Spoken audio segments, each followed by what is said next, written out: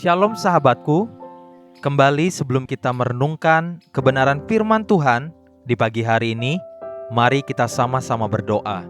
Terima kasih ya Tuhan, buat pagi hari ini. Kami berterima kasih untuk kebaikan-Mu di dalam kehidupan setiap kami. Sekarang kami ingin kembali untuk mendengar dan belajar tentang kebenaran firman-Mu. Biar lewat kebenaran firman-Mu, sepanjang hari ini kami selalu dituntun, diarahkan, dan diingatkan. Amin.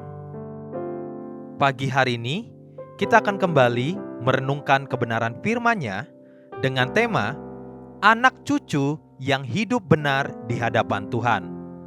Mari kita buka Alkitab di dalam kitab Yehezkiel pasal 5, ayat 5 sampai ayat yang ke-10. Demikian firman Tuhan. Beginilah firman Tuhan Allah. Inilah Yerusalem, di tengah-tengah bangsa-bangsa kutempatkan dia, dan di sekelilingnya ada negeri-negeri mereka. Ia sudah memberontak terhadap peraturan-peraturanku lebih jahat daripada bangsa-bangsa, dan terhadap ketetapan-ketetapanku lebih jahat dari negeri-negeri yang di sekitarnya. Karena mereka menolak peraturan-peraturanku, dan kelakuan mereka tidak selaras dengan ketetapan-ketetapanku. Sebab itu, beginilah firman Tuhan Allah. Oleh karena engkau lebih jahat daripada bangsa-bangsa yang di sekitarmu, dan kelakuanmu tidak selaras dengan ketetapan-ketetapanku, dan engkau tidak melakukan peraturan-peraturanku. Bahkan engkau melakukan peraturan-peraturan bangsa-bangsa yang di sekitarmu. Sebab itu, beginilah firman Tuhan Allah. Lihat, aku sendiri akan menjadi lawanmu, dan aku akan menjatuhkan hukuman kepadamu di hadapan bangsa-bangsa. Oleh karena segala perbuatanmu yang keji akan kuperbuat terhadapmu yang belum pernah kuperbuat, dan yang tidak pernah lagi akan kuperbuat. Sebab itu, di tengah-tengahmu ayah-ayah akan memakan anak-anaknya, dan anak-anak memakan ayahnya, dan aku akan menjatuhkan hukuman kepadamu. Sedang semua yang masih tinggal lagi daripadamu akan kuhamburkan ke semua penjuru angin. Semakin banyak kita dipercaya, semakin banyak juga dituntut dari kita. Itulah yang Tuhan Yesus sendiri katakan. Di kitab Lukas pasal 12 ayat ke-48b, setiap orang yang kepadanya banyak diberi, daripadanya akan banyak dituntut. Dan kepada siapa yang banyak dipercayakan, daripadanya akan lebih banyak lagi dituntut. Anak-anak Tuhan yang telah diselamatkan dan telah menerima kebenaran firman Tuhan, kita sendiri dituntut untuk hidup sesuai dengan firman itu sendiri. Dengan demikian, bangsa-bangsa akan mengenal dan mempermuliakan Bapa kita yang di sorga. Namun seringkali kita tidak menyadari bahwa sesungguhnya kebenaran yang hanya dijadikan sebagai ilmu pengetahuan belaka, hal itu justru dapat merusak hidup kita dan hidup orang lain di sekitar kita juga. Pada waktu itu, Tuhan berfirman melalui Yehezkiel demikian. Yehezkiel pasal 5 ayat 5 sampai ayat yang ke-6. Demikian firman Tuhan. Beginilah firman Tuhan Allah. Inilah Yerusalem, di tengah-tengah bangsa-bangsa kutempatkan dia, dan di sekelilingnya ada negeri-negeri mereka. Ia sudah memberontak terhadap peraturan-peraturanku lebih jahat daripada bangsa-bangsa, dan terhadap ketetapan-ketetapanku lebih jahat dari negeri-negeri yang di sekitarnya. Karena mereka menolak peraturan-peraturanku, dan kelakuan mereka tidak selaras dengan ketetapan-ketetapanku. Yang membedakan bangsa Israel dan bangsa-bangsa yang ada di sekelilingnya adalah Israel telah mengenal dan telah menerima ketetapan-ketetapan Tuhan. Israel menerima hak istimewa dan dibedakan Tuhan dari bangsa-bangsa lain.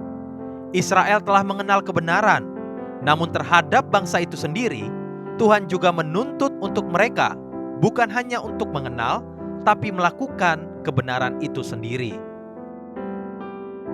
Oleh karena hal itu saja, keberadaan umat Tuhan telah berubah dan menjadi lebih jahat daripada orang-orang yang tidak mengenal Tuhan.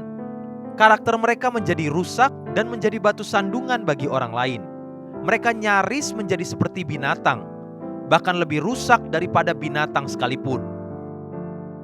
Coba perhatikan sekali lagi. Yeskiel pasal 5 ayat yang ke-10.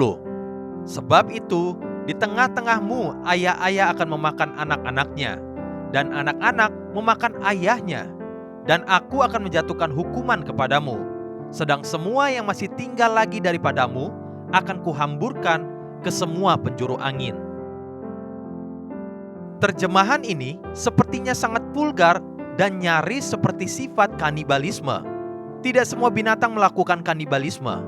Hanya beberapa jenis binatang saja yang melakukan kanibalisme, yaitu saling memakan sesamanya. Namun saya mencoba melihat terjemahan-terjemahan lainnya. Ternyata semua memang menyatakan demikian, yaitu ayah-ayah akan memakan anak-anaknya dan anak-anak memakan ayahnya. Mungkin ini bukan secara literally demikian. Namun berapa banyak ayah-ayah yang menjegal dan menghancurkan masa depan anak-anaknya sendiri. Bahkan ada yang memperkosa anak-anak atau anak rohaninya sendiri demi memenuhi hawa nafsunya. Semua ini terjadi akibat dari manusia yang tidak bersedia menerima firman Tuhan dengan hati yang rela. Namun menerimanya hanya sekedar sebatas pengetahuan belaka. Akibatnya, karakter manusia bisa menjadi lebih jahat dari mereka yang tidak mengenal Tuhan. Ingat, bukan tentara Romawi yang menyalibkan Yesus, tapi ahli-ahli Taurat dan para Farisi. Imam-imam kepala, justru para pemimpin umat Yahudilah yang telah menyalibkan Yesus. Dari kebenaran ini, mari kita belajar untuk memiliki hati yang rela dan lembut, menerima kebenaran firman Tuhan apa adanya. Haleluya. Sahabatku, mari kita sama-sama berdoa. Terima kasih Tuhan buat kebenaran firman-Mu yang kembali mengajar dan mengingatkan setiap kami, agar segala kebenaran yang kami tahu, biar itu bukan hanya menjadi pengetahuan, tetapi menjadi kehidupan buat setiap kami, sehingga kebenaran yang kami tahu terus kami hidupi, dan biar nama Engkau yang terus dipermuliakan lewat hidup kami. Amin. Jesus loves you and so do I.